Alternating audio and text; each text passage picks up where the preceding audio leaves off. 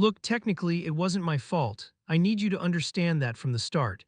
I need someone to understand it because I'm not sure I do anymore. Every damn day I have to walk past it. The community center decided to put up a memorial wall for Tamara right in the main lobby. You can't get to the gym, the meeting rooms, or even the damn vending machine without seeing her. It's a whole collage of photos, but my eyes always find the same one. The big one in the center. She's on her dad's shoulders at some kind of street fair, laughing so hard her eyes are squeezed shut, a smear of chocolate ice cream on her cheek.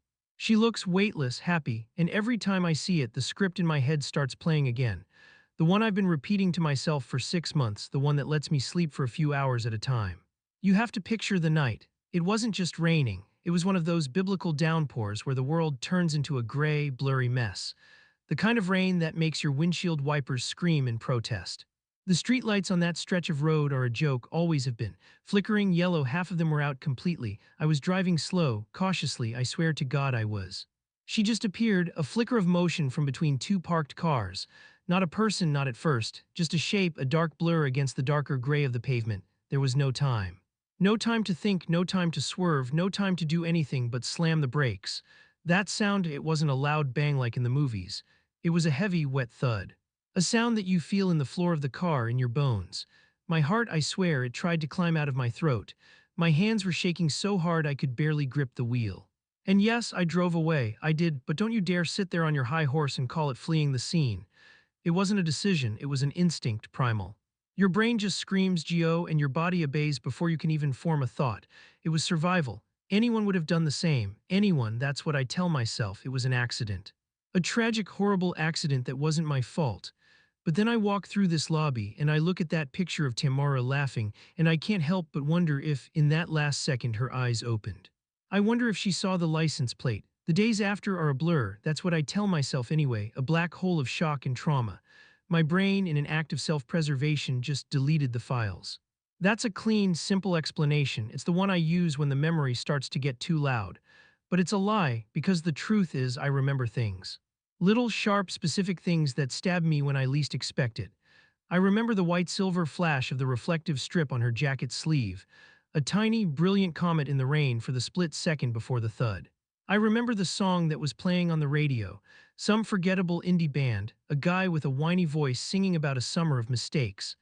I had to run out of a grocery store 2 weeks ago because it came on the overhead speakers and my legs just gave out. I remember getting home, but not the drive itself. I remember standing in my garage, the engine ticking as it cooled, the rain drumming on the roof, and just staring at the front of my car. There was a dent, a small one right below the headlight, not even that noticeable.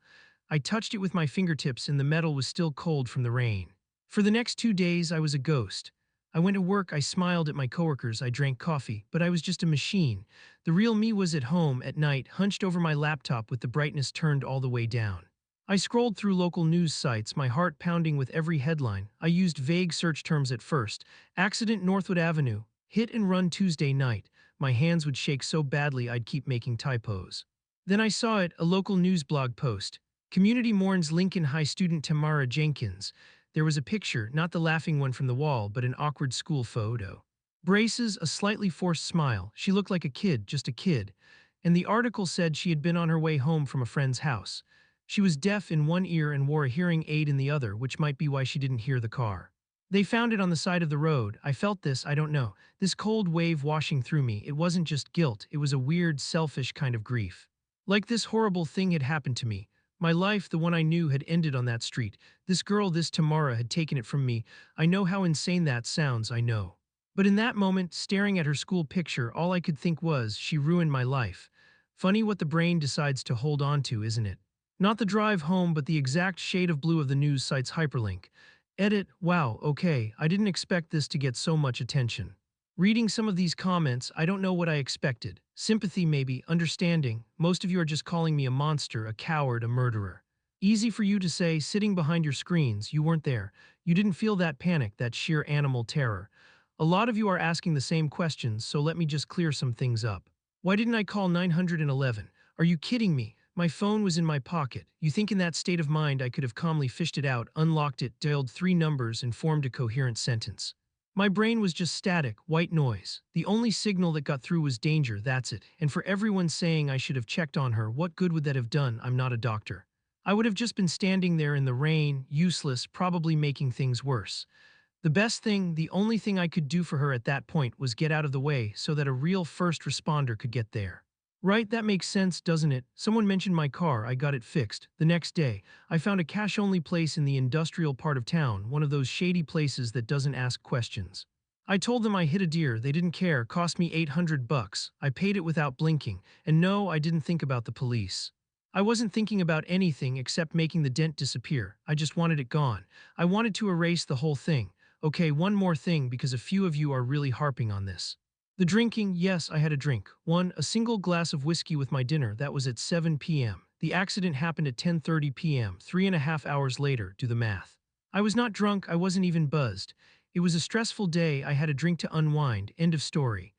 Bringing it up is just a cheap shot, a way to make me look like some reckless villain when it was nothing more than a horrible, tragic sequence of events.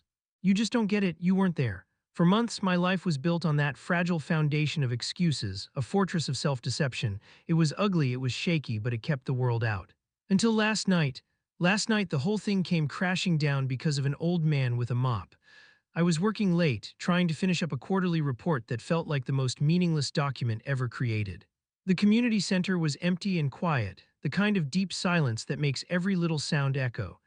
The hum of the fluorescent lights, the clicking of my keyboard, the squeak of rubber soles on linoleum.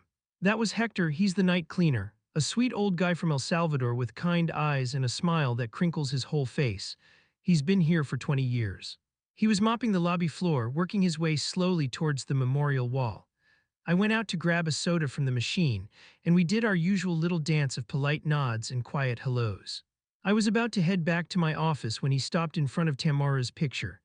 He sprayed some cleaner on the glass over the main photo and started wiping it down with a soft cloth, so gently, like he was polishing a precious jewel. Such a shame, he said, his voice soft, not really talking to me, more to the picture itself. Such a good girl, always smiling. I just stood there, my hand frozen on the cold soda can. I wanted to run, I wanted to just turn around and walk away and never come back, but my feet were glued to the floor. My son, he is a cop, Hector continued, still polishing. He wasn't looking at me, he was lost in thought. He told me the strangest thing. My blood went cold, this was it, he knew someone had talked. A piece of the car fell off, they traced it, my life was over. My heart was a frantic drum against my ribs. He said, Hector paused, squinting at a stubborn smudge on the glass, he said they found her hearing aid. Way over on the side of the road, maybe 50 feet away on the grass. He finally turned to look at me, a confused, sad expression on his face. But it was perfect, not a scratch on it. My son, he said, it doesn't make sense. The car, it hits her so hard it knocks the little thing right out of her ear, sends it flying 50 feet, but it doesn't break. How is that possible? He shook his head, a man simply puzzled by a small, meaningless detail in a world full of tragedy. He finished wiping the picture, gave me another small, sad smile and wheeled his cleaning cart away, the squeaking of the wheels echoing down the empty hall. I stood there for what felt like an hour. The soda can in my hand was sweating, the condensation dripping onto my shoes, 50 feet, the force required to launch a tiny piece of plastic that far. It shattered my narrative, it blew my fortress to dust. I wasn't driving cautiously, I wasn't going slow, I was flying. Hector, with his mop and his sad, simple question, hadn't just cleaned the glass over Tamara's picture. He had wiped away my biggest lie, and now all I could see was the truth underneath. I don't remember walking out to my car, I don't remember the drive. The next thing I knew, I was parked in my own garage, the same spot where I'd stood 6 months ago staring at the dent. The engine was off. The only light was the cold, white glare of the automatic garage light. I was gripping the steering wheel so hard my knuckles were white and I was making a sound. A choked, gasping sound that was half sob, half scream. The wall was gone. The carefully constructed barrier in my mind, built brick by brick with lies and justifications, had been obliterated by Hector's innocent words. And now the flood came, the real memories. The ones I had buried so deep I'd almost convinced myself they didn't exist. I wasn't just having a drink at dinner. I was meeting my girlfriend Amelia to break up with her. The dinner was a disaster, she cried. I got angry. I left her sitting at the table and went to a bar, not for one drink, for three fast, strong ones, whiskey. I remember the burn in my throat. The rain, the poor visibility, that part was true, but I wasn't driving slowly, I was furious. Furious at Amelia, furious at myself, furious at the world. I was replaying the fight in my head, tapping out an angry, self-righteous text to her on my phone while I drove. My eyes were on the screen, then the road, screen, road. A stupid, deadly rhythm, I saw her. That's the part I really buried, I saw her. Not as a blur, not as a shadow. For a full second, maybe more, I saw a girl in a bright jacket step off the curb. She was looking the other way. My foot was on the accelerator, my thumb was on my phone screen. By the time my brain processed it, by the time I slammed my foot on the brake instead of the gas, it was too late. The thud, the horrible final thud, and the worst part, the memory that made me finally let go of the steering wheel and curl into a ball in the driver's seat, sobbing like a child. After the impact, my car skidded to a stop. For a moment there was silence, just the screaming wipers and the whiny indie song on the radio. I looked in my rearview mirror and I saw her. She was on the ground, but she was moving. She was trying to push herself up. Her head was turned towards me. I didn't drive away because of panic. I drove away because of a cold, sober, and utterly selfish calculation. In that split second, my entire future flashed before my eyes. Cops, lawyers, jail time, my career, my family's shame. All of it, and I chose myself. I chose to save my own skin. I put the car in drive and I pushed the accelerator to the floor, leaving a girl, a child, lying in the street. I didn't just hit her and run, I left her there to die. I sat in my car in the dark and confessed it all out loud to the empty garage. I saw you, I whispered, the words tearing my throat apart. I saw you, Tamara, I'm so sorry, I saw you.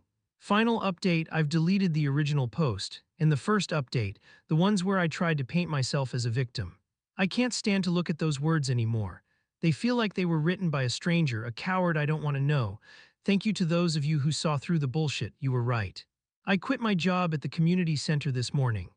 I wrote a simple resignation letter citing personal reasons and left it on my boss's desk before anyone else got in. I couldn't walk past that wall again. I couldn't bear to see Hector with his mop and his kind, unknowing eyes. Seeing Tamara's laughing face every day doesn't feel like a punishment anymore. It feels like a desecration. My presence there dishonors her memory. I sold the car yesterday.